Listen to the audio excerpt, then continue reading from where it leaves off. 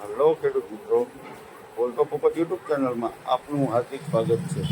તો જીરાની વેરાયટી આપણી પાસે 3 વેરાયટી છે અલગ અલગ કંપનીની. એમાં આપણે પહેલી છે ફૂલે સીડનું છે, ફૂલે રીમઝીમ. આ પ્રોડક્ટ તમારે આ સીડ તમારે ઋતુ હોય જીરાનું તો આપણી પાસે અવેલેબલ હાજર છે.